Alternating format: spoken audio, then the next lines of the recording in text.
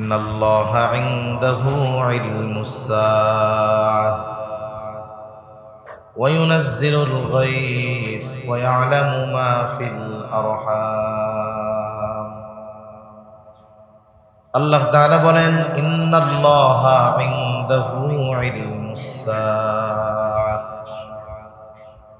কিয়ামতের ইলম তথা কিয়ামত কখন সংঘটিত হবে এই বিষয়ের ইলম একমাত্র আল্লাহ তাআলার নিকটেই। তার মানে কিয়ামত কখন সংঘটিত হবে এই ইলম দুনিয়ার কারো কাছে নাই, বরং কিয়ামত সংঘটিত হওয়ার সুনির্দিষ্ট সময় সম্পর্কে যিনি জানেন তিনি কে? আল্লাহ। এই ইলম আল্লাহ তাআলার। নবী রাসূলগণদের কাছেও এই ইলম নাই যে কিয়ামত কখন সংঘটিত হবে। আমাদের দেশে কিছু ভাই আছেন, ওনারা নবীকে মাত্রাতিরিক্ত ভালোবাসা দেখাতে গিয়ে নবীর ব্যাপারেও ওনারা বলেন নবীর কাছে গায়েবের ইলম আছে, নবীও আলিমুল গায়েব। নাউযুবিল্লাহ। অথচ কিয়ামত কখন সংঘটিত হবে এটা গায়েবের সাথে সম্পৃক্ত একটা বিষয়, এটার সুনির্দিষ্ট সময় নবীজি জানতেন না। আর না জানার কারণে নবীজি সম্মান কমে যাবে এমনটা মনে করারও কোনো সুযোগ নাই। নবীজি যে জানতেন না এটার প্রমাণ অনেকগুলো হাদিস দিয়ে দেওয়া যাবে। প্রসিদ্ধ একটা হাদিস আছে, হযরত জিবরাইল আলাইহিস সালাম নবীজি সাল্লাল্লাহু আলাইহি ওয়াসাল্লামের কাছে মানবাকৃতিতে আসছেন। উদ্দেশ্য হলো সাহাবায়ে কেরামকে দ্বীনের মৌলিক বিষয়গুলো শিক্ষা দেওয়া। হযরত ওমর রাদিয়াল্লাহু তাআলা আনহু থেকে বর্ণিত হাদিস, লম্বা হাদিস। জিবরাইল আলাইহিস সালাম মানবাকৃতিতে আসছেন, নবীজির সাথে একেবারে হাঁটুর সাথে হাঁটু মিশায়া বসছেন। একের পর এক প্রশ্ন করতেছে আর নবীজি সাল্লাল্লাহু আলাইহি ওয়াসাল্লাম জবাব দিচ্ছে। তিনি জিজ্ঞাসা করলেন ইসলাম কি, ঈমান কি, ইহসান কি? নবীজি জবাব দিচ্ছেন। এই প্রশ্নগুলোর মধ্যে একটি প্রশ্ন যে কিয়ামত কখন সংঘটিত হবে। নবীজি কি জবাব দিচ্ছেন? মাল মাসউলু আনহা বিআলামা মিনাস সাইল। এই যে জিজ্ঞাসা করা হলো কিয়ামত কখন সংঘটিত হবে, এই ব্যাপারে যাকে জিজ্ঞাসা করা হয়েছে যিনি জিজ্ঞাসা করেছেন তার চাইতে বেশি জানেন না। তার মানে কিয়ামত কখন সংঘটিত হবে এর সুনির্দিষ্ট সময় নবীজি সাল্লাল্লাহু আলাইহি ওয়াসাল্লামও জানতেন না। এই না জানার কারণে ওনার সম্মান যে কমে যাবে এটা মনে করার কোনো সুযোগ নাই। এজন্য কিছু ভাই নবীজিকে যারা আলিমুল গায়েব বলে না তাদেরকে বলে এরা নবীর দুশমন। আল্লাহ আমার ভাইদেরকে সহি বুঝ দান করেন। তবে কিয়ামত কখন সংঘটিত হবে এর কিছু আলামত হাদিসের মধ্যে নবীজি সাল্লাল্লাহু আলাইহি ওয়াসাল্লাম জানায়েছেন। আমি যে হাদিসখানা আপনাদের খেদমতে পাঠ করেছি এই আয়াতের মধ্যে নবীজি সাল্লাল্লাহু আলাইহি ওয়াসাল্লাম কিয়ামত কখন সংঘটিত হবে এই ব্যাপারে কিছু আলামতের কথা আমাদের জানায়া দিয়েছেন। নবীজি বলেন قال رسول الله صلى الله عليه وسلم لا تقوم الساعة حتى يقبض العلم। এক নম্বর এই হাদিসের মধ্যে নবীজি সাল্লাল্লাহু আলাইহি ওয়াসাল্লাম বলেন কিয়ামত ততক্ষণ পর্যন্ত সংঘটিত হবে না যতক্ষণ না ইলম উঠিয়ে নেওয়া হবে। তার মানে কিয়ামতের আগে ইলম উঠিয়ে নেওয়া হবে। ছোটবেলায় আমরা গল্প শুনছি, ছোটবেলায় শুনছি আর কিয়ামতের আগে ইলম উঠায় নেওয়া যাবে। তবে কোন পদ্ধতিতে উঠিয়ে নিবে? ওই সময় মানুষ নিজের মন মতো কথাগুলো বলতো। কি বলতো? বলতো যে ইমাম সাহেব একদিন ফজরের নামাজে ইমামতির জন্য দাঁড়াবে, তাকবীরে তাহরিমা বলে আল্লাহু আকবার বলে হাত বাঁধবে, সানা পাঠ করবে, আউযু বিল্লাহ বিসমিল্লাহ পাঠ করবে। এখন সূরা ফাতিহা শুরু করবে, কিন্তু তার সূরা ফাতিহা আর মনে পড়বে না। পেছন থেকে মুক্তাদিরাও বলতে পারবে না, ইমাম যদি কেরাতে ভুল করে পেছনে মুক্তাদি লোকমা দেয়, শুধরায়া দেয়, কিন্তু ইমামও সূরা ফাতিহা পড়তে পারবে না, পেছনে মুসল্লিরাও কিছু বলতে পারবে না। ইমাম সাহেব নামাজ ছেড়ে দিয়া এবার মসজিদের তাকে রাখা কোরআনুল কারীম থেকে সূরা ফাতিহাটা একটু দেখতে যাবে। বলে কোরআন খুলে দেখবে, কোরআনের কোনো পাতার মধ্যে কিছু লেখা নাই, সব লেখাগুলো চলে গেছে, কোরআন খালি হয়ে গেছে। এইভাবে ছোটবেলা আমরা শুনতাম, ঘুম থেকে ওইটা দেখবে কোরআন নাই, হাদিস নাই, কিচ্ছু নাই, সব সাদা পাতা হয়ে গেছে। কিন্তু নবীজি সাল্লাল্লাহু আলাইহি ওয়াসাল্লাম জানায় দেন, এইভাবে আল্লাহ তাআলা ইলম উঠায় নেবেন না, বরং যেই কোরআন লেখা আছে সেটাও থাকবে, হাদিসও থাকবে, সব থাকবে। তাহলে আল্লাহ তাআলা ইলম কিভাবে উঠায় নেবেন? নবীজি বলেন, আল্লাহ তাআলা আলেমদেরকে উঠিয়ে নেওয়ার মাধ্যমে ইলম উঠিয়ে নিয়ে যাবে। আলেমদের মৃত্যুর মাধ্যমে এই দুনিয়া থেকে একসময় ইলম উঠে যাবে। কাগজে কলমে লেখা থাকা মানেই যে ইলম সংরক্ষিত আছে, বিষয়টা এমন নয়, বরং মুহাক্কিক আলেমরা দুনিয়া থেকে চলে যাওয়ার মাধ্যমে ইলম চলে যাবে। যেমন ব্রাহ্মণবাড়িয়া জেলা, শহীদবাড়িয়া জেলা, এখানে তো উলামায়ে কেরামের ঘরে ঘরে আলেম, যারা মুরব্বীরা আছেন, আপনারা যদি 50 বছর পেছন থেকে একটু হিসাব করে করে আসেন, তাহলে দেখা যাবে যারা দুনিয়া থেকে চলে গেছে তাদের শূন্য স্থান পরবর্তীরা পূরণ করতে পারে নাই। এইভাবে একটা সময় আস্তে আস্তে আলেমরা উঠে যাবে। ওই সময় কি হবে? মানুষরা জাহেলদের কাছে মাসালা জানার জন্য যাবে, ফতোয়ার জন্য যাবে। তখন ওই জাহেল ফতোয়া দিবে, যে জিজ্ঞাসা করতে গেছে সেও পথভ্রষ্ট, আর যেটা ফতোয়া দিচ্ছে ওইটাও পথভ্রষ্ট হবে। এজন্য আল্লাহ তাআলা কিয়ামতের আগে আলেমদের উঠিয়ে নেওয়ার মাধ্যমে ইলম উঠায় নেবে। তার মানে কি বোঝা যায়? ইলমের সংরক্ষণ আলেমদের দ্বারা হয়। ইলমের সংরক্ষণ ওই কাগজের পাতায় লেখা কোরআন হাদিস দিয়ে হয় না। আর এই ইলম সংরক্ষণের দায়িত্ব পালন করে এই যে আপনাদের আমাদের এই ধরনের মাদ্রাসাগুলো,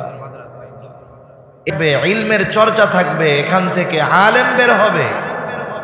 আর এই কারণে কিয়ামত ত্বরান্বিত হবে। তার মানে দুনিয়া দ্রুত ধ্বংস হওয়া না হওয়ার সাথে ইলমের সম্পৃক্ততা রয়েছে, আর ইলম সংরক্ষিত থাকার পেছনে আলেমদের সম্পৃক্ততা রয়েছে।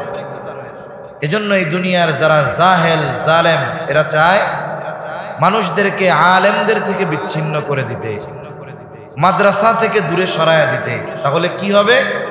বলে তাহলে আলেম থাকবে না। আরে ইলম থাকবে না আলেম যদি না থাকে, আর আলেম থাকবে না, ইলম থাকবে না, একটা সময় আল্লাহ তাআলা তাহলে এই দুনিয়া কেউ আর রাখবে না।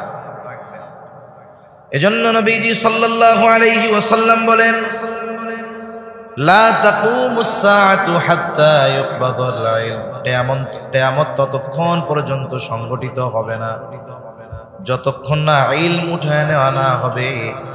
আর নবীজি আর হাদিসের মধ্যে জানায় দেন, আল্লাহ তাআলা বান্দার অন্তর থেকে একত্রে কোনো ইলম উঠায় নেবেন না, বরং আল্লাহ তাআলা আলেমদেরকে উঠিয়ে নেওয়ার মাধ্যমে ইলম উঠায় নিয়ে যাবে। এজন্য কয়েকটা কাজ আমাদের করা দরকার। এক নাম্বার, মাদ্রাসাগুলোর দিকে সুদৃষ্টি সুনজর দেওয়া দরকার। প্রত্যেকটা পরিবারে এক থেকে একাধিক ব্যক্তিকে ইলম অর্জনের জন্য লাগায় দেওয়া দরকার। সাথে সাথে আমাদের যেই সমস্ত মুরব্বীরা আলেমরা এখন দুনিয়াতে বেঁচে আছে, ওনাদের জন্য আল্লাহ তাআলার কাছে নেক হায়াত চেয়ে দোয়া করা দরকার। এরপরে নবীজি সাল্লাল্লাহু আলাইহি ওয়াসাল্লাম বলেন, কিয়ামত ততক্ষণ পর্যন্ত সংগঠিত হবে না যতক্ষণ না জালজালা না বাড়বে, ওয়া তাকসুরুজ জালাজিলু। তার মানে কিয়ামতের আগে জালজালা, ভূমিকম্পন বেড়ে যাবে। দুনিয়াতে এখন প্রতিনিয়ত কম বেশি ভূমিকম্প হয়। যারা ভূতত্ত্ব নিয়ে গবেষণা করে তারা বলে পৃথিবীতে প্রতিদিন লক্ষ লক্ষ ভূমিকম্প হয়, কিন্তু ভূমিকম্পের মাত্রাটা কম হওয়ার কারণে মানুষ অনুধাবন করতে পারে না। কিন্তু ভূমিকম্প বাড়ছে। যদি সেই ভূমিকম্পের মাত্রাটা 5, 6, 7 মাত্রার হয়, তাহলে মানুষ ওই ভূমিকম্পকে স্পষ্টভাবে অনুধাবন করতে পারে। ভূমিকম্প বাড়ছে, তবে মাত্রা একটু কম। সময়ের সাথে সাথে ভূতাত্ত্বিকরা বলতেছে, সময়ের সাথে সাথে বড় বড় ভূমিকম্প ঘন ঘন হওয়ার সম্ভাবনা আছে। এই যে সম্প্রতি সময় কয়েকটা বছরের মধ্যে, কয়েক বছর আগে তুরস্কে ভূমিকম্প হয়েছে, হাজার হাজার ঘরবাড়ি ধসে গেছে। তারপরে কয়েকদিন আগে থাইল্যান্ডে হয়েছে।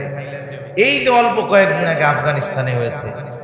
এত কাছাকাছি সময়ে এত বড় বড় ভূমিকম্প নিকট অতীতেও 10, 15, 20 বছর আগেও হয় নাই। সামনের সময় এই ভূমিকম্প আরো বাড়বে। স্বাভাবিকভাবে দুনিয়ামুখী মানুষ যারা, এরা এই ধরনের ভূমিকম্পের কারণ অনুসন্ধান করে জাগতিক নজরে। তার মানে এরা খুঁজে বৈজ্ঞানিক ব্যাখ্যা কি। বিজ্ঞান বলে আন্তর্মহাদেশীয় টেকটনিক প্লেট আছে, এগুলা 2-1 ইঞ্চি নড়াচড়া দেয়, এই কারণে পৃথিবীর মধ্যে ভূমিকম্প হয়। এটা হলো জাগতিক এক ফয়সালা, জাগতিক এক কারণ। কিন্তু ইমানদার যখনই কোনো ধরনের বালা মুসিবত প্রত্যক্ষ করে দেখে, সে শুধু জাগতিক কারণের উপরেই নির্ভর করে না, সে খুঁজে যে কোরআন সুন্নাহর আলোকে আমাদের কোনো ত্রুটি বিচ্যুতির কারণে এই ধরনের মুসিবত আসতেছে কিনা। এটা ইমানদারেরা তালাশ করে। কেন? কারণ আল্লাহ তাআলা কোরআনুল কারীমের মধ্যে বলেন, যাহারাল ফাসাদু ফিল বাররি ওয়াল বাহরি বিমা কাসাবাত আইদিন নাস। আল্লাহ রাব্বুল আলামিন বলেন, জলে স্থলে যত ধরনের বিপর্যয় সংঘটিত হয়, বিমা কাসাবাত আইদিন নাস, এগুলো সব মানুষের হাতের কামাই। তাহলে বলেন, জলে বা সমুদ্রে যত ধরনের বিপর্যয় হয়, আয়লা লাইলা সিরত, জমিনে ভূমিকম্প, অতিবৃষ্টি, অনাবৃষ্টি সহ যা কিছু হয়, এই সমস্ত বালা মুসিবত হলো আমাদের হাতের কামাই। আমাদের কর্মের ফল আল্লাহ তাআলা দুনিয়াতে দিচ্ছে। তবে যা দেন, যতটুকু দেন আল্লাহ, এটা আমাদেরকে সমূলে ধ্বংস করে দেওয়ার জন্য দেন না। আমাদেরকে আমাদের এই কর্মের কারণে এই ধরনের স্বাদ আস্বাদন কেন করান? লিউযীকাহুম বা'দাল্লাযী আমিলু লাআল্লাহুম ইয়ারজিউন। আমাদের এই পাপের কারণে, অন্যায়ের কারণে আল্লাহ তাআলা যেই শাস্তি আমাদের আস্বাদন করান, এটা ধ্বংস করে দেওয়ার উদ্দেশ্যে নয়। অনেক সময় দেখবেন, ছাত্র যদি অন্যায় করে, শিক্ষক ছাত্রকে শাসন করে, প্রয়োজনে একটু প্রহার করে, পিটানি দেয়। অনেক সময় সন্তান যদি পথচ্যুত হয়ে যেতে যায়, সন্তান যদি কথা না শুনে অন্যায় করে, পিতা মাতা তাকে প্রহার করে শাস্তি দেয়। ওই সময় যদিও সন্তান অথবা ছাত্র মনে করে, ওস্তাদ আমারে মারলো, মা বাপ আমারে মারলো, এদের চাইতে দুশ্মন আর কেউ নাই। যদিও ছাত্র এটা মনে করে, কিন্তু বলেন তো, এই যে ওস্তাদ ছাত্রকে শাসন করে, মা বাবা ছাত্রকে যে শাস্তি দেয়, এটা ওস্তাদ ছাত্রকে ভালোর জন্য শাস্তি দেয় না, মন্দের জন্য। বাবাও সন্তানকে প্রহার করে শাস্তি দেয় ভালোর জন্য। কেন? এই শাসন, এই শাস্তিকে ভয় করে, সেজন্য ওই অন্যায় কাজটা আর না করে। এজন্য আল্লাহ তাআলা আমাদের এই মন্দ কর্মের কারণে জলস্থলে কিছু শাস্তি দেন, তবে ধ্বংস করে দেওয়ার জন্য নয়। কেন দেয়? আল্লাহ তাআলা বলেন, লাআল্লাহুম ইয়ারজিউন। শাস্তি দেওয়ার কারণ হলো তারা যেন প্রত্যাবর্তন করে, আল্লাহর দিকে তারা যেন ফিরে আসে। তাহলে এই যে ভূমিকম্প, এগুলো বাড়ে, বেশি বেশি হচ্ছে, কিয়ামতের আগে হবে, এর অন্যতম কারণ কি? আমাদের পাপাচার, আমাদের গুনাহ, অবাধ্যতা বেড়ে যাওয়ার কারণ। ভূমিকম্প কখন বাড়ে? বলে, জমিনের মধ্যে যখন পাপাচার বেড়ে যায়, ভূমিকম্প বেড়ে যায়, জুলুম বেড়ে যায়, ভূমিকম্প বেড়ে যায়। নাচ গান, বেহায়াপনা, অশ্লীলতা, জেনা, ব্যভিচার, ওজনে কম দেওয়া, এই ধরনের পাপ যখন বেড়ে যায়, বলে ভূমিকম্প তখন বেড়ে যায়। এই পাপগুলো সমাজে বাড়বে, দুনিয়ায় বাড়বে, আস্তে আস্তে ভূমিকম্প বাড়তে থাকবে। কিয়ামতের আগে আল্লাহর নবী বলেন ওয়াতাকসুরুজ জালাজিল, এই জালজালা বেড়ে যাবে। তবে মনে রাখতে হবে, জালজালা বাড়ার যেই কারণগুলো আছে, কিয়ামতের আগে তো বাড়বে, ভূমিকম্প বেশি হওয়ার যেই কারণগুলো, সেগুলো যেন আমাদের দ্বারা সংগঠিত না হয়। কথা বোঝা গেছে না? সোজা হিসাব, পাপের কারণে ভূমিকম্প বাড়ে, এখন এই পাপ যেন আমাদের দ্বারা না হয়।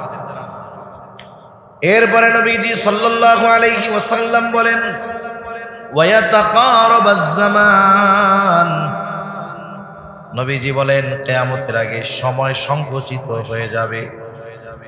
কিয়ামতের আগে ঘন ঘন জুমাবার আসবে। আর এক হাদিসের মধ্যে আসছে, এক যুগ কেমন যেন মনে হবে 1 বছরের ন্যায়, 1 বছরকে মনে হবে 1 মাসের ন্যায়, মাসকে মনে হবে সপ্তাহের ন্যায়, সপ্তাহকে মনে হবে দিনের ন্যায়, দিনকে মনে হবে ঘন্টার ন্যায়, আর ঘন্টাকে মনে হবে সেকেন্ডের ন্যায়। দ্রুততার সাথে সময় চলে যাবে আমাদের মধ্যে থেকে। এই যে গত দিন, যেই দিন গেল, আমরা জুমার নামাজ আদায় করছি ইংরেজি হিসাবে গতকাল, তাই না? জুমা আদায় করছি গতকাল, হঠাৎ করে মনে হবে যে হ্যাঁ আর এক জুমা চলে আসছে। এই যে সময় আমাদের থেকে দ্রুত বিদায় নিয়ে যাচ্ছে, এটা হলো সময়ের বরকত চলে যাওয়া। জাস্টিস তকি উসমানী দামাত বারকাতুহুল আলিয়া এই পৃথিবীর অন্যতম একজন ফকিহ আলেমে দ্বীন, উনি সময়ের মূল্য নিয়ে আলোচনা করতে গিয়ে বলেছেন যে সময় হলো এমন এক জিনিস, মানুষের কর্মের কারণে সময় সম্প্রসারিত হয়, মানুষের কর্মের কারণে সময় সংকুচিত হয়। যদি কেউ সময়টাকে নেক কাজে ব্যয় করে, আল্লাহ তাআলা তার সময়ের মধ্যে বরকত দেয়। আর কেউ যদি সময়কে গুনার কাজে ব্যয় করে, সময়কে আল্লাহ সংকুচিত করে দেয়। দুপুরবেলা জোহরের পরে দুপুরের খাবার খেয়ে বাজারে আসে, কোনো কাম কাজ নাই, ছেলে বিদেশে আছে, ভাই বিদেশে আছে, একেবারে জোহরের পর থেকে নিয়ে রাত 10টা পর্যন্ত বিনা কারণে বাজারে চায়ের দোকানে বসে সময় কাটায়। এমন লোক সারা দেশে কম বেশি আছে না নাই? আপনাদের এলাকায় আছে? ওই লোকটা দুপুর 3টা থেকে রাত 9টা 10টা পর্যন্ত বাজারে থাকে, 7 ঘন্টা, তার কোনো কষ্ট লাগে না, চোখের নিমেষেই সময়গুলো চলে যায়। কিন্তু তারা যদি দৈনিক 5 ভাগে 1.5 ঘন্টা সময় মসজিদে আসতে বলেন, তার টাইম হয় না, ঠিক কিনা বলেন? আবার যদি মসজিদে আসেও, ইমাম সাহেবের নামাজের কেরাত একটু লম্বা হইলে তার কাশি শুরু হয়ে যায়, খুশখুশ করে। এই যে ভালো কাজ যখন করে ভালো লাগে না। 6 ঘন্টা বইরে ফুটবল খেলা, ক্রিকেট খেলা দেখতে পারে, কিন্তু 10 মিনিট কোরআন পড়ার পরে মাজা ব্যথায়, জিহ্বা ব্যথায়, গলা ব্যথায়, পানির পেশ লাগে, পোস্লা পাশে, তাই না? তার মানে কি হয়, ভালো কাজ যখন আমরা করতে চাই, তখন আমাদের সময়টাকে আমাদের নিজের কাছেই প্রলম্বিত মনে হয়, অনেক সময় হয়ে গেছে। গুনার কাজ যখন কেউ করে, টেলিভিশনে বসে, মোবাইলে বসে, চার দোকানে বসে বল খেলা দেখে, তখন দীর্ঘ সময় কেটে যায়, কিন্তু মনে হয় চোখের নিমেষে সময়টা কেটে গেল। এজন্য আমরা যদি সময় বরকত চাই, আমাদেরকে মন্দ কাজ, অহেতুক কাজ থেকে বাঁচতে হবে, অহেতুক মজলিস থেকে বেঁচে থাকতে হবে। তাহলে যেই জামানায় সময় সংকুচিত হবে, নেক কাজ করে নেওয়ালারাও ওই জামানায় সময়ের বরকত পাবে। আল্লাহ তাআলা তাদের অল্প সময়ে অনেক কাজ করার সুযোগ দিয়ে দিবেন। দেখেন, হাকিমুল উম্মাত আশরাফ আলী থানভী রহমাতুল্লাহি আলাইহি বাংলাদেশের কোন মুসলমান তার নাম না জানে? আল্লাহ তাআলা তার দ্বারা কত লেখনী লেখাইছেন, কত জায়গায় সফর করছেন, খানকাই মেহনত করছেন, ওয়াজ মাহফিল করছেন, সাথে সাথে এত পরিমাণ কিতাব তিনি লিখে গেছেন। এখন তো লেখা কত সহজ, এখন লেখার জন্য লেখাপড়াও জানা লাগে না, মুখ দিয়া বললে মোবাইলে লেখা উঠে যায়। আর ওই সময় কালি বানানো, পাশ কাইটা কলম বানানো, ওই রকম বাজারে গেলেই দিস্তা দিস্তা কর্ণফুলি কাগজ পাওয়া যাইতো না। অথচ ওই জামানায় উনি এত পরিমাণ লিখছেন, এত পরিমাণ খেদমত করছেন, যেগুলো লিখে গেছেন ওইগুলা পড়ার মতো সময় আমাদের হইতেছে না, অথচ উনি লিখছেন। কেন? বলে আল্লাহ ওনার সময়ের মধ্যে বরকত দিয়েছে, আর এই সময়টাকে উনি নেকের কাজে অতিবাহিত করেছেন। এজন্য আমরাও চেষ্টা করব, আমাদের জীবনের সবচাইতে মূল্যবান সম্পদ হলো হায়াত, সময়, এটার কদর আমরা করব, তাহলে আল্লাহ তাআলা আমাদের সময়ে বরকত দিবে। আমরা যে হয়তো কাজ করি, আসলে আমাদের জীবনের সবচেয়ে গুরুত্বপূর্ণ কাজ কোনটা? কেউ বলতে পারবেন কোনটা গুরুত্বপূর্ণ কাজ? আমি একটা উসুল আপনাদের বলি, তাহলে নিজেরাই বুঝতে পারবেন যে এই কাজগুলো আমার জীবনের সবচেয়ে গুরুত্বপূর্ণ কাজ।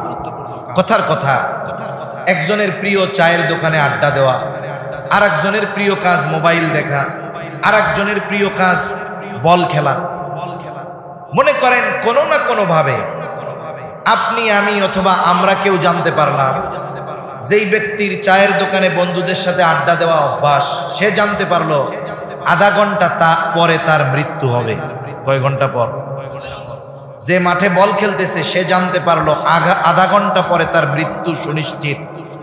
চার দোকানে যিনি বসে আছে উনি জানতে পারলেন আধা ঘন্টা পরে তার মৃত্যু সুনিশ্চিত। মোবাইল নিয়ে যিনি ফেসবুকে আছেন উনিও জানতে পারলেন আধা ঘন্টা পরে তার মৃত্যু সুনিশ্চিত। এই ব্যক্তিগুলো যদি মুসলমান হয়, যে যে নেশাই তার থাকুক না কেন, ও যদি জানতে পারে আধা ঘন্টা পরে ওর মৃত্যু সুনিশ্চিত, বলেন তো ওরা কি করবে? হ্যাঁ, কি করব? মোবাইল টিপবো বাকি আধা ঘন্টা, সব ফালায় রাইখা দৌড় দিয়া ওযু করে মসজিদে ঢুকবো। যদি মা বাবার সাথে অন্যায় করে থাকে মাপ চাই এসে মসজিদে ঢুকবে।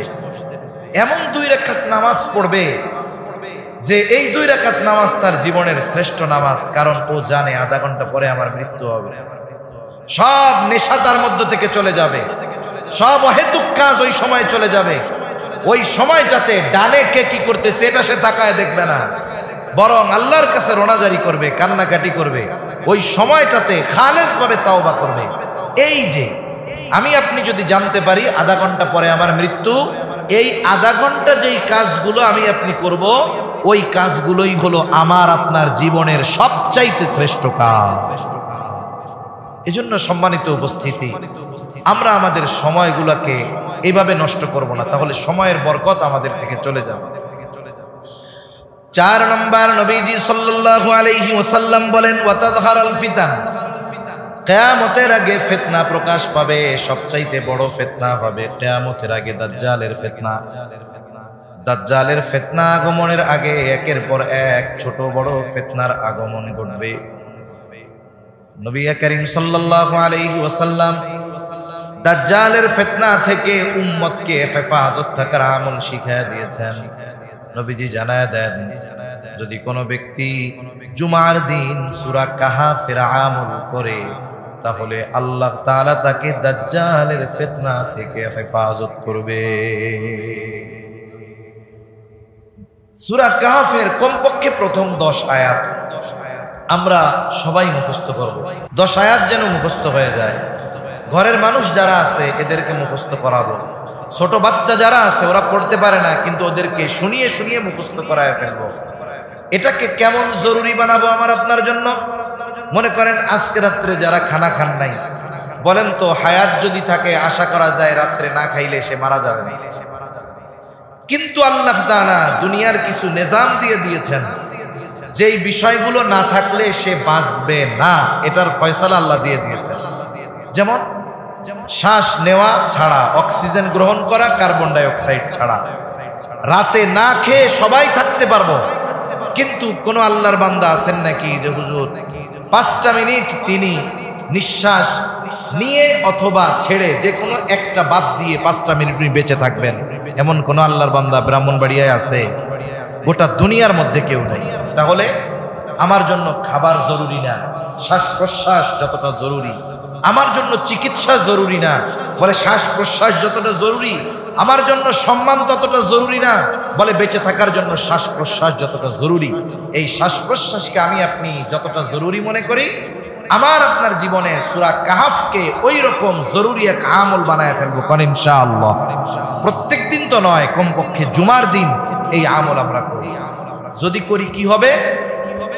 দাজ্জালের ফিতনা থেকে আল্লাহ হেফাজত করবে। শুধু তাই না, বুজুর্গানে দিন বলেন, যেই আমল দাজ্জালের ফিতনার মতো এরকম বৃহৎ ফিতনা থেকে উম্মতকে বাঁচাতে পারে, হেফাজত করতে পারে, তাহলে সূরা কাহাফের আমল যারা করবে, দাজ্জাল আগমনের আগে যত ধরনের ফিতনা প্রকাশ পাবে, সব ফিতনা থেকে আশা করা যায় আল্লাহ রব্বুল আলামিন তাকে হেফাজত করবে।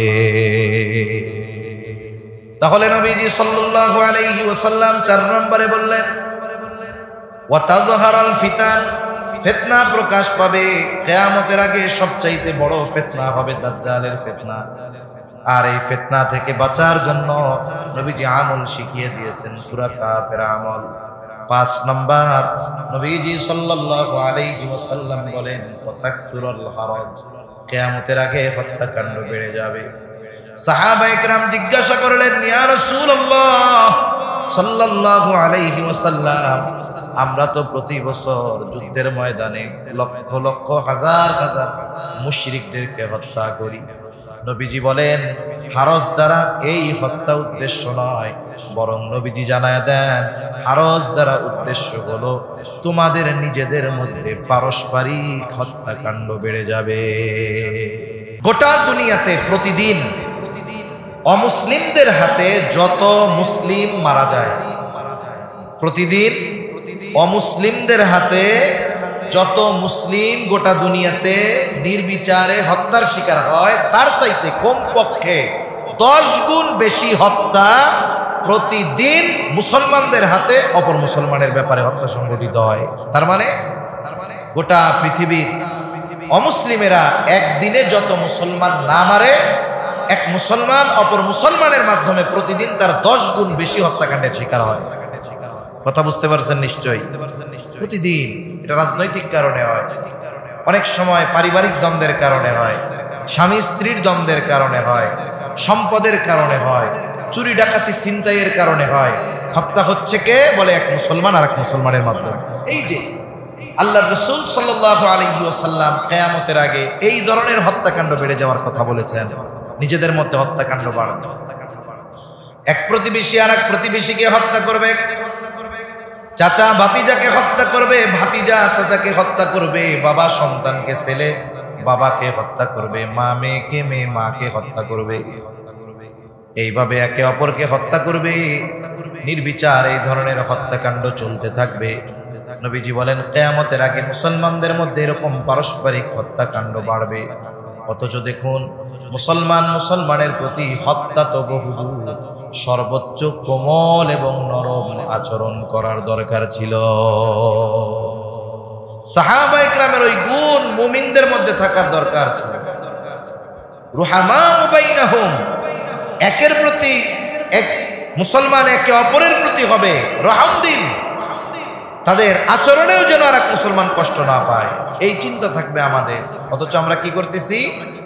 আমরা মুসলমান মুসলমানকে নির্বিচারে অন্যায়ভাবে সামান্য স্বার্থের জন্য হত্যা করতেও পিছপা হইতেছি না। তুচ্ছ কারণে আমরা একে অপরকে হত্যা করে ফেলতেছি, তুচ্ছ কারণে একে অপরের সাথে শত্রুতা বিদ্বেষ এগুলো আমরা বাড়াচ্ছি। অথচ নবী সাল্লাল্লাহু আলাইহি ওয়াসাল্লাম বলেন, আল মুসলিমু মান সালিমাল মুসলিমুনা মিন লিসানিহি ওয়া ইয়াদিহি। নবীজি সাল্লাল্লাহু আলাইহি ওয়াসাল্লাম বলেন, প্রকৃত মুসলমান হলো ওই ব্যক্তি যার জবান এবং হাতের অনিষ্ট থেকে অপর মুসলমান নিরাপদ থাকে। হত্যা তো বহুদূর, একজন মুসলমান আমার কথার দ্বারাও যেন কষ্ট না পায়, আমার এরকম মুসলমান হওয়ার দরকার ছিল যে আমি মুসলিম, আমার দ্বারা অপর মুসলিম ভাই যেন কথার দ্বারাও কষ্ট না পায়।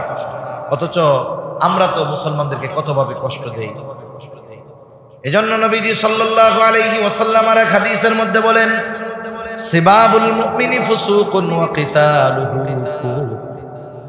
মুসলমানকে গালি দেওয়া ফাসিকি, এটা কবিরা গুনাহ, আর হত্যা করা এটা কুফরির সমপরিমাণ গুনাহ, কুফরি করার মতো গুনাহ। একজন মুমিনকে হত্যা করা অন্যায়ভাবে বিনা কারণে কেমন যেন গোটা পৃথিবীর মানুষকে হত্যা করা, অথচ গোটা দুনিয়াতে মুসলমান সামান্য স্বার্থের জন্য আরেক মুসলমানকে হত্যা করে ফেলতেছে। তুচ্ছ কারণে একে অপরকে বকা দিচ্ছে, মুখের দ্বারা কষ্ট দিচ্ছে, যার ক্ষমতা আছে হাত দিয়ে কলম দিয়ে কষ্ট দিচ্ছে। অথচ দেখুন, মুসলমানের জবান নিয়ন্ত্রণ হলো জান্নাতে যাওয়ার উপায়। নবীজি সাল্লাল্লাহু আলাইহি ওয়াসাল্লাম বলেন, তোমরা আমাকে দুটো জিনিস হেফাজতের গ্যারান্টি দাও, আমি তোমাদেরকে জান্নাতের গ্যারান্টি দিব।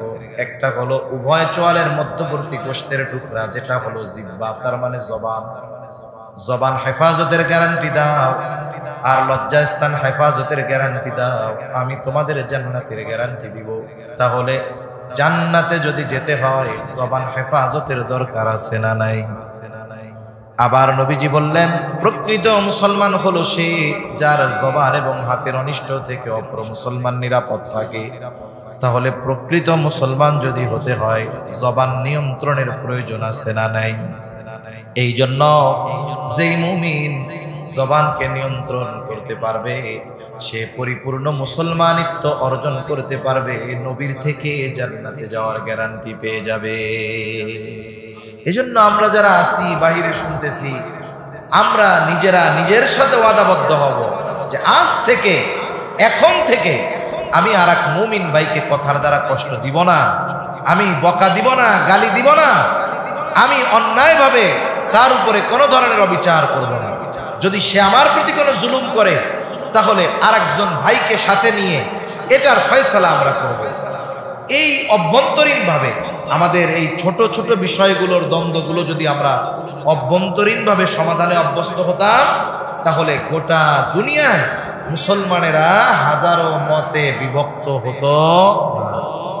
আমরা তো এক ঘরের মধ্যে অনেক সময় ৩-৪ মতে বিভক্ত হয়ে যাই, আর এটাকে আমরা শত্রুতার কারণ বানায় ফেলি। এমনটা যেন না হয়। এজন্য আজকে থেকে এই কথাটা কমপক্ষে নিজের সাথে নিজে ওয়াদাবদ্ধ হব, প্রতিজ্ঞাবদ্ধ হব যে আমি আজকে থেকে কথার দ্বারা কোনো মুমিন ভাইকে কষ্ট দিব না, আমি কোনো মুমিন ভাইয়ের সাথে রূঢ় আচরণ করব না, আমি কোনো মুসলমান নয় অমুসলমানও আমি কাউকে বকাঝকা দিব না। এরপরে নবীজি সাল্লাল্লাহু আলাইহি ওয়াসাল্লাম ৬ নম্বরে বলেন, হাত্তা ইউকসারা ফীকুমুল মালু ফায়াফিদু, কিয়ামতের আগে মানুষের সম্পদ এত পরিমাণ বেড়ে যাবে যে সম্পদ উপচিয়ে পড়বে। মুরব্বীদের মুখে শুনেছি ৩০-৪০ বছর আগেও মানুষ খাবারের অভাবে মারা যাইত, গাজায়ও খাবারের অভাবে মারা যায়, কিন্তু গাজা তো অবরুদ্ধ। যদি গাজাকে অবরুদ্ধ না করা হতো, গোটা দুনিয়ার মুসলমানদের পক্ষ থেকে যেই পরিমাণ খাবার গাজাবাসীর জন্য যাইত, এটা তাদের জন্য যথেষ্ট হয়ে আরো বিপুল পরিমাণ অতিরিক্ত হয়ে যাইত। শত শত হাজার হাজার ট্রাক আটকায় রাখছে, খাবারে যাইতে দেয় না।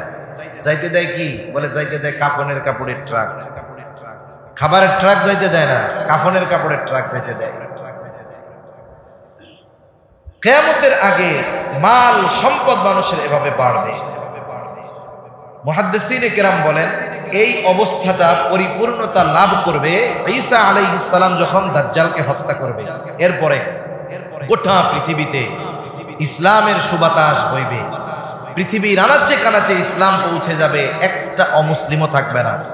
ওই সময় মানুষের সম্পদ এত পরিমাণ বাড়বে যে মানুষ আরেকটা মানুষকে দান করবে, সাদকা দিবে, গোটা পৃথিবী তন্ন তন্ন করে খুঁজেও এইরকম একটা মানুষকে পাওয়া যাবে না। এই পরিমাণ সম্পদ কিয়ামতের আগে হবে। নবীজি বলেন, এইরকম সম্পদ মানুষের যতক্ষণ না উপচিয়ে পড়বে ততক্ষণ কিয়ামত সংঘটিত হবে না। এবার আসেন যে আয়াত তিলাওয়াত করছিলাম, আয়াতের বাকি কথাটা সংক্ষিপ্ত সারে বলে 2-3 মিনিটের মধ্যে কথা শেষ। আল্লাহ তাআলা বলেন, ইন্নাল্লাহা ইনদাহু ইলমুস সাআহ, কিয়ামতের ইলম একমাত্র আল্লাহ তাআলার নিকট, কেউ জানে না কখন কিয়ামত হবে। 2 নাম্বার, আল্লাহ তাআলা বলেন, ওয়া ইউনাজ্জিলুল গায়ব, তিনি বৃষ্টি নামান, তার মানে কখন কোথায় বৃষ্টি হবে দুনিয়ার কেউ জানে না, যিনি জানেন তিনি কে? তিনি বৃষ্টি দেন। মেঘ হইলে বৃষ্টি হয় এমন না, বরং মেঘ না হলেও অনেক সময় বৃষ্টি হয়, মাথার উপরে ফাঁকা, কিচ্ছু নাই, কিন্তু এমন বৃষ্টি হয়েছে মোটামুটি হাঁটু পানি বেজে গেছে। আবার এমন মেঘ, সারা আকাশ মনে হচ্ছে কালো অন্ধকার। দুপুর 12টার সময় মনে হচ্ছে যে আমাবস্যার রাত 12টা বাজে। এখন মানুষ চিন্তা করতেছে, আল্লাহ রে, আজকে এমন ঝড় বৃষ্টি হবে, আজকে মনে হয় রাস্তায় আর আগামীকাল বের হওয়া যাবে না, নৌকা ঢুকা লাগবে। ঘরে ঢুকছে, একটু পরে দেখে যে আকাশ 10 মিনিটের মধ্যে ক্লিয়ার। হয় কি হয় না? মেঘ হলেই বৃষ্টি হয় না, বরং ওয়ায়ুনাজ্জিলুল গাইস, বৃষ্টি নামান কে? ওয়ায়ালামু মা ফিল আরহাম, মাতৃগর্ভে কি আছে, ছেলে না মেয়ে, এটা দুনিয়ার কেউ জানে না। এখন বলতে পারেন হুজুর, দুনিয়া আসার আগেই তো আলট্রাসোনোগ্রাম করায় আমরা যাই না ফেলি, এটা ছেলে না মেয়ে? বলে হ্যাঁ, মায়ের পেটে জানা যায় ছেলে না মেয়ে প্রযুক্তির মাধ্যমে। তবে কখন? বলে যখন আল্লাহ তাআলা ওই মাংসপিণ্ড, রক্তপিণ্ড, এরপরে মাংসপিণ্ডকে যখন আল্লাহ তাআলা একটা আকৃতি প্রদান করেন, এরপরে জানা যায়। কিন্তু এর আগে 4 মাস প্রায় সময় মাতৃগর্ভে ওই যে তুচ্ছ পানিকে আল্লাহ তাআলা জমাট পানিতে পরিণত করেন, এরপরে জমাট রক্তে পরিণত করেন, এরপরে মাংস পিণ্ডে পরিণত করেন। এই সময়কাল পর্যন্ত দুনিয়ার কোনো বিজ্ঞান বলতে পারে না মায়ের গর্ভে ওই ভ্রূণটা ছেলে হবে নাকি মেয়ে হবে। এটা বলতে পারে কখন? বলে গর্ভের সন্তানের বয়স যখন, গর্ভের বয়স 5-6 মাস হয়, তখন 6-7 মাস হলে এরপরে হয়তো বলতে পারে। কিন্তু ওই যে যখন বাচ্চা মায়ের রেহেমে গেছে, ওই দিন থেকে নিয়ে নিশ্চিতভাবে 4 মাস পর্যন্ত দুনিয়ার কোনো বিজ্ঞান বলতে পারবে না যে এটা কি হয়েছে। কমপক্ষে 4 মাস বলতে পারে, তাও 6-7 মাস লাগে, এরপরে বলতে পারে যে এটা ছেলে না মেয়ে। কিন্তু এর আগে, আকৃতি দেওয়ার আগে দুনিয়ার কোনো বিজ্ঞানী এটা বলতে পারবে না যে এই মাংসপিণ্ডটা বা এই রক্তপিণ্ডটা ছেলে হবে না মেয়ে হবে। এটা বলার ক্ষমতা দুনিয়ার কারো নাই, তবে যার আছে তিনি কে? আল্লাহ।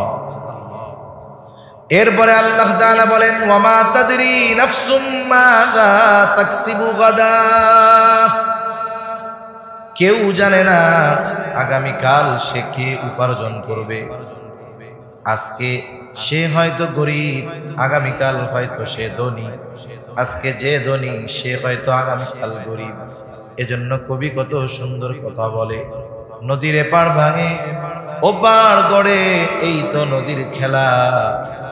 সকাল বেলার ধনীর ধনী, ফকির সন্ধ্যাবেলা।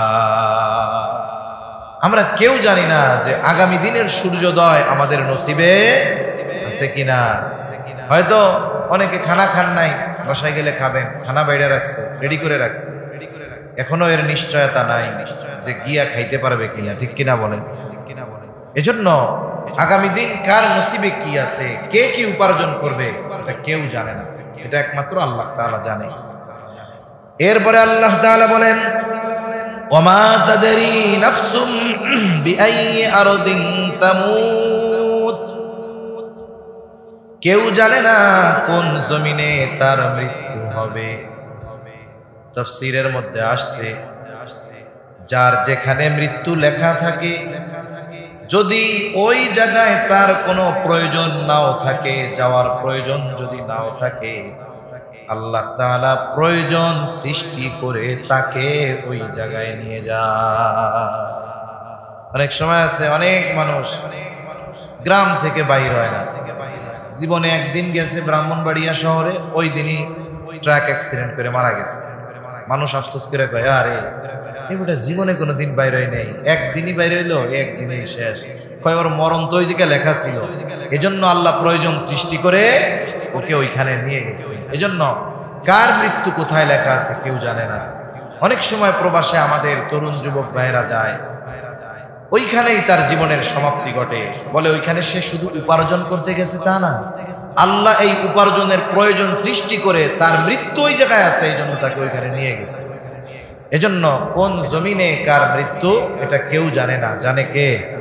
আল্লাহ তাআলা জানে। এজন্য সম্মানিত উপস্থিতি, কিয়ামত সংঘটিত হবে সুনিশ্চিত, কোনো সন্দেহ নাই। তবে কিয়ামত সংগঠিত হওয়ার আগে কিছু আলামত আছে, যেগুলোর মধ্যে কিছু বিষয় আছে যেগুলো, যেই কর্মগুলোর ব্যাপারে আল্লাহ নাখোশ, ইসলাম মানা করছে। আমাকে আপনাকে সতর্ক থাকতে হবে যে ওই ধরনের বিষয়গুলো যেন আমাদের মাধ্যমে সংগঠিত না হয়। সাথে সাথে এই দুনিয়া হলো আখেরাতের ক্ষেত। এই জায়গায় যে যত মেহনত করবে আখেরাত তার তত সুন্দর হবে। একজন একটা বাগান বানাইলো, সে গাছ রোপণ করার পরে যদি এটা রেখে চলে যায়, আরেকজন সেও বাগান করছে, গাছ লাগাইছে, কিন্তু সে রক্ষণাবেক্ষণ করছে, পানি দিছে, আগাছা পরিষ্কার করেছে। 6 মাস পর বা 1 বছর পর কি দেখা যাবে? যে এটার যত্ন নিয়েছে তার গাছে ফল হয়েছে, ফুল হয়েছে, তার বাগানটা সুন্দর হয়েছে। আর যে গাছ রোপণ করছে কিন্তু যত্ন নেয় নাই, দেখা যাবে তার পুরা বাগানটা আগাছায় ভরে গেছে। যেই গাছগুলো লাগিয়েছিল ওগুলাও আগাছায় গ্রাস করে ফেলছে, মরে গেছে, শুকায় গেছে। এজন্য দুনিয়া হলো আখেরাতের ক্ষেত। দুনিয়ার হায়াত কম, কিন্তু এই হায়াতের দাম বেশি। এই কিয়ামত আসার আগে আমরা হয়তো চিন্তা করতেছি বড় কিয়ামত আসুক, কিন্তু একটা মানুষের মৃত্যুর সাথে সাথে তার ব্যক্তিগত কিয়ামত শুরু হয়ে যায়। এটাকে ছোট কিয়ামত বলা হয়েছে হাদিসের ভাষায়। এখন আমার মৃত্যুর সাথে সাথে তো আমার কিয়ামত শুরু হয়ে গেল। সামগ্রিকভাবে তো পরে হবে, কিন্তু আমারটা তো শুরু হবে আমার মৃত্যুর সাথে। এজন্য এই পরকালের সামান, দুনিয়ার এই হায়াতকে কাজে লাগিয়ে সংগ্রহ করা দরকার, ঠিক কিনা বলেন? এজন্য সম্মানিত ভাইয়েরা, আমরা আমাদের সময়গুলোকে নষ্ট করব না, গুনার কাজে সময়গুলোকে ব্যয় করব না। কারণ ইদানিং সময় আমরা দেখি যে বৃদ্ধ মানুষের চাইতে যারা মধ্যম বয়সী যুবক তরুণ তাদের মৃত্যুর হার বেশি। বর্তমানে বাংলাদেশে দৈনিক 3200 থেকে 3500 মানুষ মারা যায়, দৈনিক মারা যায় বাংলাদেশে। এর মধ্যে প্রায় 40-45% উপরে যারা মারা যায় তারা যুবক বয়সে, 30 থেকে 45-এর মধ্যে বয়স। অথচ এই সময়টাতেই মানুষের শক্তি, প্রভাব, প্রতিপত্তি বেশি থাকে, কিন্তু এই সময়টা মৃত্যুর সময় বেশি। আমি এখন সুস্থ দেখা যাচ্ছে, সকালবেলা আমি নাও বাঁচতে পারি। এজন্য সময়ের কদর করা, প্রতিটা সময়কে নিজের জীবনের শেষ সময়গুলো ভাবা, প্রতিটা দিনকে নিজের জীবনের শেষ দিন ভাবা, প্রতিটা নামাজকে নিজের জীবনের শেষ সময়, শেষ নামাজ ভাবা।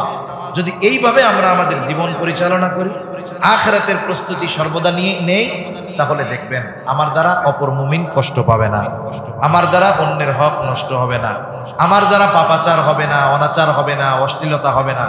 এক পবিত্র সুন্দর জীবন আমার দ্বারা অতিবাহিত হবে। আর এই কারণে দুনিয়ার জীবন যখন শেষ হবে, আমি অনন্তকালেও এক পবিত্র সুন্দর জীবন লাভ করব। আল্লাহ সুবহানাহু ওয়া তাআলা আমাদের সবাইকে কথাগুলো বুঝবার তৌফিক দান করেন। সকলে বলি আমিন। ওয়া আখিরু দাওয়ানা আলহামদুলিল্লাহি রাব্বিল আলামিন। আসসালামু আলাইকুম ওয়া রাহমাতুল্লাহি ওয়া বারাকাতুহু। আলহামদুলিল্লাহি রাব্বিল আলামিন ওয়াল আকিবাতু লিল মুত্তাকিন ওয়াসসালাতু ওয়াসসালামু আলা খায়রি খালকিহি মুহাম্মাদিন ওয়া আলা আলিহি ওয়া আসহাবিহি আজমাইন। ربنا ظلمنا أنفسنا وإن لم تغفر لنا وترحمنا لنكونن من الخاسرين.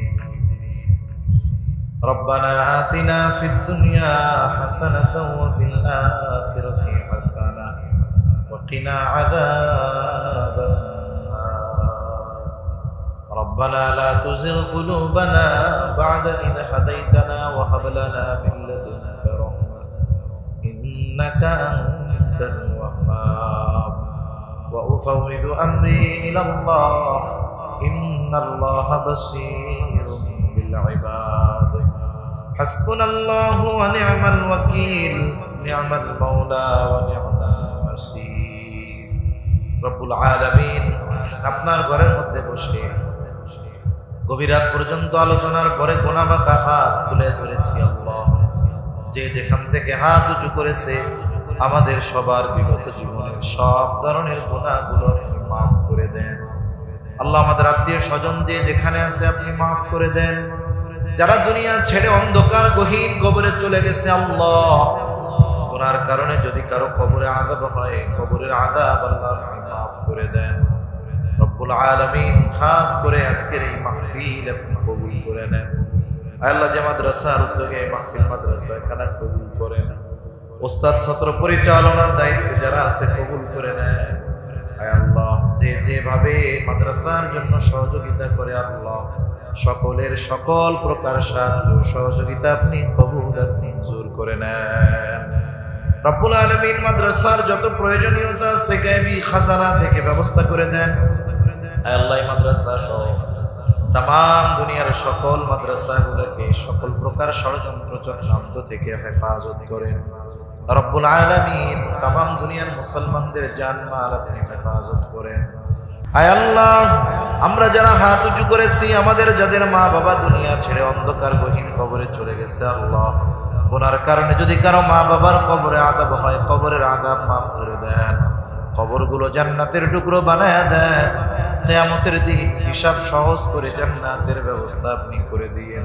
যাদের মা বাবা বেঁচে আছে সুস্থ দীর্ঘনেক হায়াত আল্লাহ আপনি দান করেন। রব্বুল আলামিন অভাবীর অভাব দূর করে দেন, ঋণগ্রস্তের ঋণ পরিশোধের তৌফিক আল্লাহ আপনি দান করেন। আল্লাহ সকলের আয়ের ভিতরে বরকত দিয়ে দেন, হালাল হারাম বেঁচে চলার তৌফিক দেন, হালাল রুজি অন্বেষণের তৌফিক দেন। আয় আল্লাহ রিজিক সংকীর্ণতা দিয়ে আমাদের পরীক্ষা নিয়েন না, সকলকে শারীরিক সুস্থতা, মানসিক প্রশান্তি, পারিবারিক শান্তি, অর্থনৈতিক সচ্ছলতা দান করেন। আমাদের প্রত্যেকের পরিবারে দ্বীনের আবহাওয়া আপনি জারি করে দেন। রব্বুল আলামিন খাস করে মালিক আমাদের যাদের মা বাবা দুনিয়া ছেড়ে চলে গেছে তাদের মাফ করে দেন, কবরগুলো জান্নাতের টুকরো বানায় দেন। কিয়ামতের দিন হিসাব সহজ করে জান্নাতের ব্যবস্থা করে দিয়েন। যাদের মা বাবা বেঁচে আছে সুস্থ দীর্ঘনেক হায়াত দান করেন। যাদের সন্তান অবাধ্য আছে সন্তানগুলোরে বাধ্য করে দেন। আয় আল্লাহ আমাদের সকলকে বারবার মক্কা মদিনা জিয়ারতের তৌফিক দেন। সকল প্রকার পাপাচার অনাচার অশ্লীলতা থেকে বেঁচে থাকার তৌফিক ও হিম্মত দেন। আয় আল্লাহ দাজ্জালের ফিতনা সহ আগত অনাগত সকল প্রকার ফিতনা থেকে আল্লাহ আপনি আমাদের হেফাজত করে। আয় আল্লাহ আমাদের আগামী প্রজন্মকে দ্বীনের উপরে ইস্তেকামতের সাথে থাকার তৌফিক দান করেন। আয় আল্লাহ আমাদের দেশের উপরে খাস রহমত নাজিল করেন, আসমানি জমিনি সকল বালা মুসিবত থেকে হেফাজত করেন। যারা দেশ নিয়ে ইসলাম নিয়ে ষড়যন্ত্র চক্রান্তে লিপ্ত আল্লাহ তাদের সকল ষড়যন্ত্র চক্রান্তকে আপনি ধ্বংস করে দেন। আল্লাহ দ্বীনের ব্যাপারে দলমত নির্বিশেষে আমাদের ঐক্যবদ্ধ থাকার তৌফিক দান করে। আল্লাহ কার মনে কি চাওয়া জানি না, সবার মনের নেক চাওয়া নেক আশা কবুল করেন। আল্লাহ আমাদের সকল কল্যাণ দেন, সব কল্যাণ থেকে আল্লাহ আপনি হেফাজত করেন। ربنا هب لنا من أزواجنا وذرياتنا قرة أعين واجعلنا للمتقين إماما رب ارحمهما كما ربياني صغيرا رب ارحمهما كما ربياني صغيرا وصلى الله تعالى على خير خلقه محمد وعلى آله وأصحابه أجمعين آمين برحمتك يا أرحم الراحمين.